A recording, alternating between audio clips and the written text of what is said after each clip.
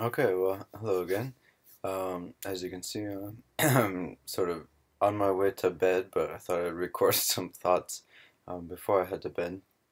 So I finally finished week 3 of the Coursera Intro to Philosophy, and I'm a bit behind, so I'm watching on my iPad now, and they're up to week 5, so I'm a little bit behind, but I'm gonna catch up.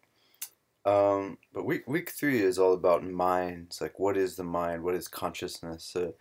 Quite interesting questions, I think, um, and probably important. I think these are some of the sort of more recent discussions in philosophy that have happened over the past 50 years or so or thereabouts. And so there's a lot of progress, and I think a lot of interesting work happening maybe more in neuroscience and uh, sort of more of the hard sciences. But at the same time, the philosophy goes on alongside of it. Um, so I thought this was a good introduction to philosophy of mind, and I don't remember much about this. I do remember key problems like problems with dualism and the Chinese room argument and so forth. So I just want to do a brief rundown. So I encourage you to watch the video um, because the presenter does a much better job at explaining than I do. But just a quick rundown. First, she looked at Descartes. So let me just read off of here. Part one is Descartes' substance dualism. So basically saying the dualism is that the mind is actually composed of two substances, almost an immaterial and a material, in our brain, and then somewhere outside of our brain. Um, and this is sort of a view that's been knocked down, and it's been lots of questions like, oh, where does it hook up exactly, and how does the immaterial influence the material, and it's a lot of confusing discussion that sort of modern philosophy has sort of like pushed those discussions aside for the most part. Um, I think there's still dualism adherents, especially sort of Christian philosophers, because there's an impetus. I mean, that matches onto sort of the Christian or religious worldview better than just a purely physical, mental um, view, saying, "Oh, it's only your brain, and that's you. That's what composes your mental states." Um, so that's not to say people aren't thinking in terms of dualism nowadays, but I think most secular philosophers seem to be on the track to sort of yeah a track away from that, saying, well, your mind is just one substance, it's just your brain, and your consciousness happens somewhere up here, but it's still material and still mysterious. Um, and that's what's called like the hard problem of consciousness. The basic idea is like, okay, this stuff in here, how is it different than like, okay, this stuff or any other stuff, and why does this create these thoughts, this conscious, what we call consciousness, and how is this any different than other states of matter, which makes it, yeah, it makes the neuroscience side of it a lot more interesting, because people can people are starting to sort of look at the brain waves and identifying parts of the brain that are active when people are thinking certain thoughts. The thought is maybe someday, we can give someone a sheet of paper, maybe, and that's a certain color, like the color red, and that we can predict what the brain waves will look like, and we could say, oh, it's happening in this part of the brain, and the brain waves look like this, and you could see just by seeing the brain waves that you can see what they're seeing or what they're thinking in their head. So what they're seeing visually, or what their mental state is, like, oh, they're hungry or something like that. Probably the interesting jump would be like, okay, doing that on the human level, and then maybe doing it on sort of the primate level, and saying like, okay, they have similar brains, so when they see red, a, a similar part of the brain lights up, and then maybe from there it would be more exciting to sort of take that and put it into look at like animal brains and things like that, see what's going on in there. But even so, even with a lot of progress that may very well happen, I'm sure it will happen in neuroscience in the future. Maybe not in my lifetime, but maybe. Even so, we're still left with the hard problem of consciousness, saying like, okay, we can identify these brain waves and we can see there's something going on here, but why does that create consciousness? Why? The why of that is still the question. That's the more philosophical view, and that's why philosophy is is never really going to die, because science can point and make predictions about, okay, saying like, okay, this is the physical brain state, but it can't really say why or how. I don't know. It's something that sort of has to happen, I think, in between philosophy and science somehow, with some cooperation. But yeah, it makes for an interesting field, I think.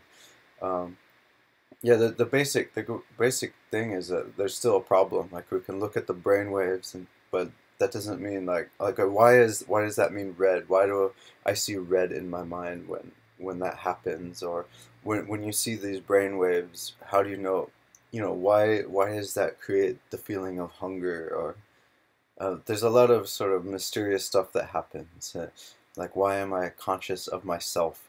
Why do I experience different thoughts and sensations? Why can I make predictions? And well, just it's a very mysterious thing, and it's hard to see that we could ever make much progress. But I'm hopeful that maybe we could eventually. But yeah, these are interesting questions. Um, and this is sort of all of what philosophy of mind deals with. So we kind of make predictions. So there's the view now that, okay, nowadays we think of consciousness as being something associated with the brain. Of course, you say you lose consciousness, and it's related to a brain state. Something bad happened. So we try to. So philosophy has tried to sort of um, explain um, uh, explain consciousness given that. So there was, I think it was Hilary Putnam was the philosopher, proposed sort of functionalism. So next in the video, it's like functionalism, saying, okay, the brain states are basically how they function, and a good way of thinking of functions is like mathematical or software functions, where there's a given state of sort of inputs that go into a function, and there's a bunch of outputs that come out, and we kind of say that that is a function. So that's very tied to like mathematics or programming. If you've ever done anything, you dump in a bunch of data and a bunch of stuff comes out.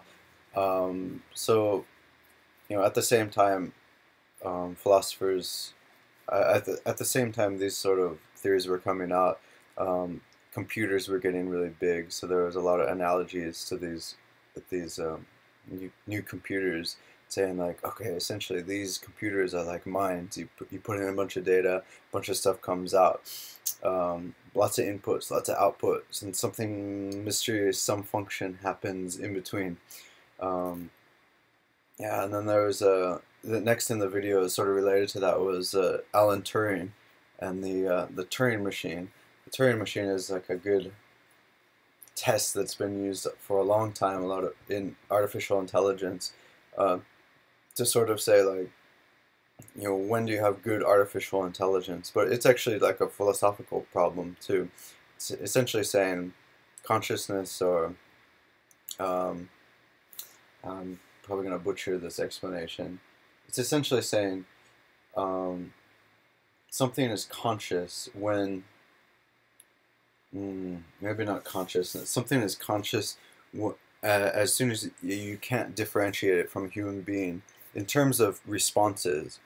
So the idea was, think of typing in a bunch of questions and getting to a computer or whatever and getting back a bunch of responses, except that some of the responses are coming from the computer, some are coming from an actual human being. So you could ask it, deep philosophical questions, or the human, its thought will give better answers, or they won't get stumped, or then they won't be as slow as the computer would be. Whereas the computer, maybe will has a huge database full of like sort of pre-programmed responses, and it's really good. Or it can surf the web and sort of dump back answers based on questions that way. Kind of a clever way. The idea of this Turing test is basically like make it indistinguishable from an actual human being, and there you have like a mind. But that seems wrong. There's something weird with that. Um, this is again like very tied to the view of inputs and outputs. You dump in the inputs, which are the questions, and you get back the right outputs, and then there you have it. That's very closely tied to the functionalism view of mind. Um, so leading up to the last one, the big problem with that was the Chinese room example. So the idea is the Chinese room is just a very simple example, actually. It's essentially there's someone inside of a room who is sort of charged with translating Chinese, and this person doesn't actually know Chinese. That's the catch. Um, so they're not said to actually know the language, but they have like a big rule book basically. So they've got this book, and then they get all these symbols. So they get like some Chinese symbol that's drawn on a piece of paper, and they could look it up in their book, and they know which response to give back essentially. The idea being that like, okay, these symbols could be kind of like the Turing test. It could be a Chinese person asking these questions. You look it up in your book and you send back the appropriate responses, and the Chinese person says like, oh, this person knows Chinese. So this is basically like a big flaw. I encourage you to read the articles, at least on Wikipedia or something, because I'm not explaining this well enough. But yeah, the idea being that like this Turing test was said to be sort of like the best way of determining, does a person know a language, or do they have thoughts or consciousness? And this is sort of just saying, well, the computer doesn't really know. It's just pre-programmed to give a bunch of responses according to a rule set, and we wouldn't really say that it knows a language or that it is conscious. And you could see that sort of philosophy of language seems to be bound to philosophy of mind in this way, because there's some connection here, that some interplay between them. So essentially, that was the Chinese room was poking the big hole in the Turing test, saying like, yeah, this really isn't a good way of determining what we're after, and so there we're kind of still stuck at this point, and I don't know if we've made much progress. As I said before, I think neuroscience has probably made more progress than philosophy at this point. But that's not to say that they need to probably cooperate together and sort of throw ideas back and forth. And in the video, the lecturer said that there's sort of an interplay today between philosophers, psychologists, and neuroscientists.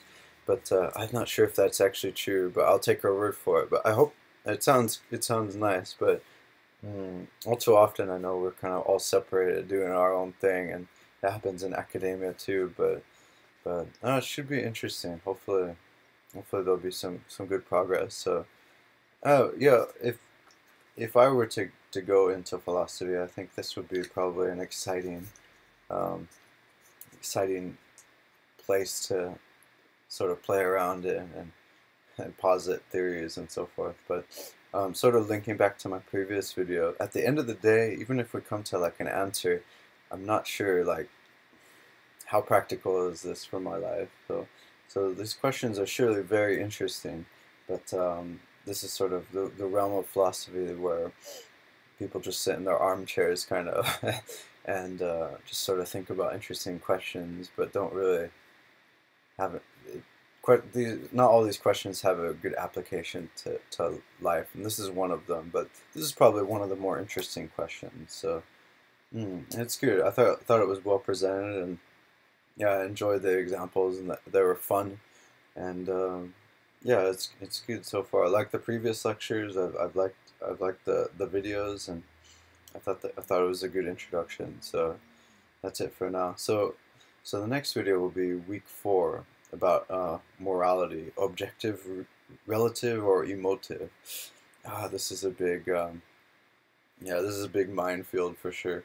So, oh, okay. Well, hopefully I'll do a response to this next video. So, that's just my thoughts after watching week 3 of Coursera's Introduction to Philosophy.